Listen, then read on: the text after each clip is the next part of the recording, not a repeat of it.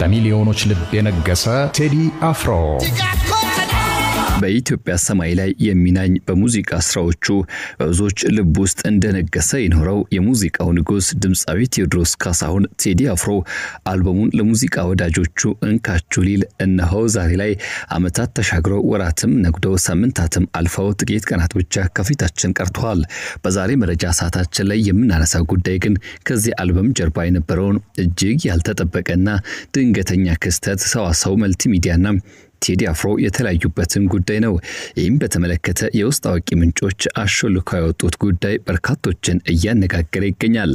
ሰዋሰው መልቲሚዲያ በስተመጨረሻ ሰዓት ለቴዲ አፍሮ ጀርባውን የሰጠበት ምክንያትና እንዲሁም ደግሞ አልበሙ ሊለቀቅ ጥቂት ቀናት ሲቀሩት ሰዋሰው መልቲሚዲያ 3 ያክል የህዝብ ድምጽ ሆነው እንደተገኙ የሚታመንባቸው የቴዲ አፍሮ ሙዚቃዎች እንዲቀነሱ የመጠየቁ ጉዳይና እንዲሁም አርቲስቱ በከፍተኛ ኪሳራ የሙዚቃ ስራውን ለመስራት የወሰነበት ውሳኔ ከዚህ በተጨማሪ ውሎ የፈረሰበትን ሌላኛው ክፍያ ጋር የተያዘው ጉዳይ በዝርዝር እንቃኛለን።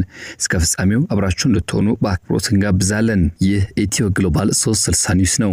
ለቻናላችን አዲስ ከሆናችሁ ሰብስክራይብ በማድረግ ወቅታዊ የጥበባዊ ጉዳይ መረጃዎችን እንድታገኙ በአክብሮት የጋበዝን። ቪዲዮን ከወደዳችሁት ላይክ እንዲሁም ሼር በማድረግ ሌሎች እንድታካፍሉ እንድታጋሩ በአክብሮት እየጠየቅን ይህን ጉዳይ በዝርዝር ወደ መመልከት የምናልፍና የምንሻገር ይሆናል። ማስደመም ያውቅበታል። እንዴት አምሮባታል ዛሬ ኢቶሪካ ብዙዎች በተስፋ የጠበቁት አመታትን አልፎ ወራትን ተሻግሮ ሳምንታትንም እንዲሁ እንዳስቆጠረ አልፎ ዛሬ ላይ ጥቂት ያክል ቀናት ብቻ ከፊታችን ቀርቷል። የድምጻዊ ቴዎድሮስ ካሳሁን ቴዲ አፍሮ አልበም ለሙዚቃ ወዳጆቹ እንካቹ ተብሎ ሊበረከት ታዲያ ከዚህ አልበም መውጣት አስቀድሞ አንዳች ጉዳይ ተሰምቶ ነበር። ይሄውም የድምጻዊው አልበም የዳግመ ትንሣኤ ዕለት ይወጣል ተብሎ በተጠበቀበት ቀን ሳይሆን ቀናትን ወደፊት መጥቶ እንዲወጣ ማለትም የፊታችን ሐሙስ በ8ኛው ቀን በ8ኛው ወር በ8ኛው ሰዓት በ2018 ዓ.ም ለህዝብ ጆሮ እንደሚደርስ ተረጋግጧል። ታዲያ ይህ ውሳኔ ተወሰነው በድንገት ነው።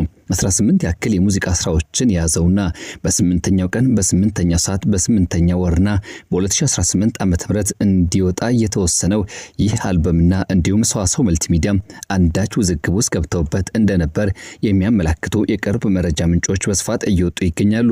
መረጃዎች እንደሚጠቁሙት ከሆነም በተለይም ቱኤፍ ካፒታል ፒኤልሲ የሚባለው ድርጅት የሚያስተዳድረው ሰዋሰው መልቲሚዲያ ባለቤትነቱ በኢትዮጵያ ሜትር ትራንስፖርት አገልግሎት የቀዳሚነት ስም ያላትና እንዲሁም ደግሞ በስራ ፈጣሪነት የምትታወቀው የሳምራይት ፍቅሩ እንደሆነ ይነገራል። እርሷና ወንድሟ አብርሃም ፍቅሩ በጋራ የሚያስተዳድሩትና በእነሱ ባለቤትነት የሚተዳደረው የሰዋሰው መልቲሚዲያ ከቴዲ አፍሮ ጋር ውዝግብ ውስጥ ገብቷል። እነሱ ብቻ ሳይሆኑ ታላቅ ወንድማቸው ኤልያስ ፍቅሩ የናሆም ሪከርድስ ባለቤት እንደሆነ ብዙዎች ያነሳሉ።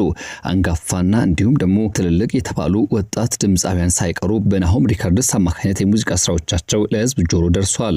ሳምራይት ፍቅሩ ታዲያ አዝምታስተዳድረው ሰዋሰው መልቲሚዲያ የቴዲ አፍሮ አልበም ሊለቀቅ 3 ሳምንታት ሲቀሩት 3 ለህዝብ ድምጽ የሚሆኑና እንዲሁም ደግሞ ወቅታዊ ጉዳዮችን ተንተርሰው የተዜሙ ሙዚቃዎች እንዲቀነሱ ከውሉ ውጪ ጥያቄ ቀርቦ ነበር ይላሉ የውስጥ ምንጮች።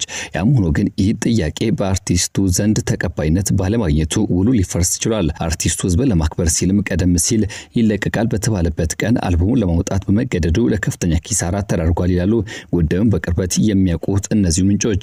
ታዲያ ከዚህ በተጨማሪ የሚነሳ አንድ ጉዳይ አለ።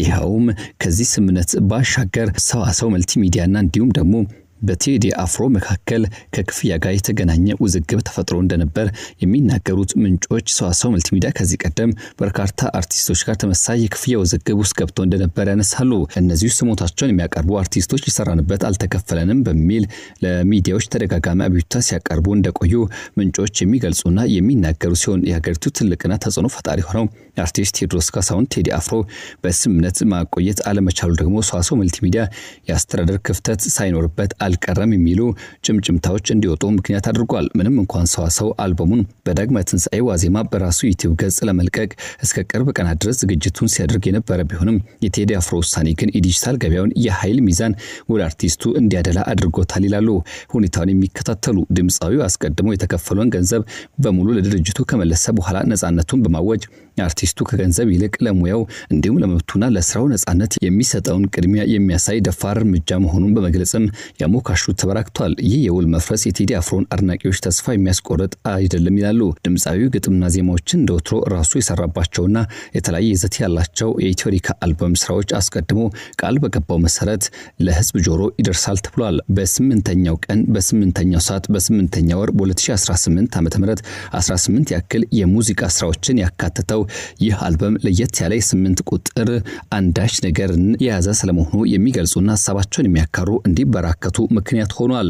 ከቀናት በፊት ቴዎድሮስ ካሳሁን ቴዲ አፍሮ በራሱ ይፋዊ ፌስቡክ ገጽ ባሰፈረውና ለበርካታ አድናቂዎቹ ባስተላለፈው መልእክት ሐሙስ እንደሚለቀቅ ማረጋገጫ ሰጥቷል። የድምጻዊ ቴዎድሮስ ካሳሁን ቴዲ አፍሮ አዲስ አልበም ኢትዮሪካ የፊታችን ሐሙስ ማለትም ሚያዝያ 8 ቀን 2018 ዓ.ም ልክ ከቀኑ 8 ሰዓት ጀምሮ 18 ያክል የሙዚቃ ስራዎችን ያካተተው አልበሙ ለሙዚቃ አፍቃሪያን ይደርሳል። በመላው ሙዚቃ አፍቃሪያን ዘንድ በከፍተኛ ጉጉት ሲጠበቅ የነበረው የድምጻዊ ቴዎድሮስ ካሳሁን ቴዲ አፍሮ 5ኛ አልበም የሆነው ኢትዮሪካ የቀለው ተደርጎለት የፊታችን ሐሙስ እንዲለቀቅ የተወሰነው በድምጻዊው ውሳኔ እንደሆነ ተገልጿል። ቀደም ሲል ዳግመ ትንሣኤ ዕለት ይወጣል ተብሎ ቀጠሮ ተይዞለት የነበረ ቢሆንም አሁን ግን የቀናት ማሻሻያ እንዲያደርግም ምክንያት ሆኗል የተባለው ከዚህ ጋር በተገናኘ የቅርብ ምንጮች እንደዘገቡት ከሆነ 8 ቁጥርን መሰረት ካደረጉ አስገራሚ አጋጣሚዎች ጋር እንዲታጀብ ሆኖ ለሙዚቃ አፍቃሪያን አንዳች መልእክት የሚተላለፍበት ይሆናል ተብሎ ይጠበቃል።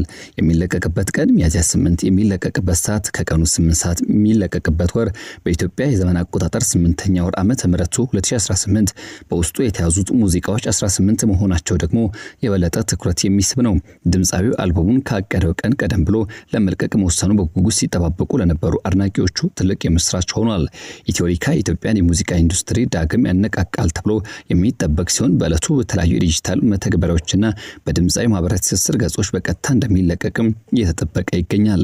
ወደ ቤተሰቦቻችን እኛም ለድምጻዊው መልካም ምኞታችን እንመኛለን። እንዲሁም ደግሞ ዓመታትን ለናፈቁ የሙዚቃ ወዳጆች የሙዚቃ ጥማቸውን የሚቆርጡበት ጣፋጭ አልበም እንዲሆን እየተመኘን የዛሬ ቆይታችንን እዚህ ጋር እንቋጫለን። ይህ ኢትዮ ግሎባል 360 ኒውስ ነው። ለቻናላችን አዲስ ከሆናችሁ ሰብስክራይብ እንድታደርጉ በአክብሮት እንጋብዛችኋለን። ቪዲዮን ከወደዳችሁት ላይክ እንዲሁም ሼር በማድረግ ለሌሎች እንድታካፍሉ እንድታጋሩ እየጠየቅና እየጋበዘን የዛሬውን የቴዎድሮስ ካሳሁን ቴዲ አፍሮና እንዲሁም ደግሞ የሰዋሰው መልቲሚዲያ ውዝግብና ውስጥ አዋቂ ጉዳዮች ያወጡትን መረጃ ያጋራንበት ሰዓት እዚህ ጋር ይቋጫል። በያላችሁበት ጥሩ መልካም ጊዜን እንመኛለን። ኢትዮሪካ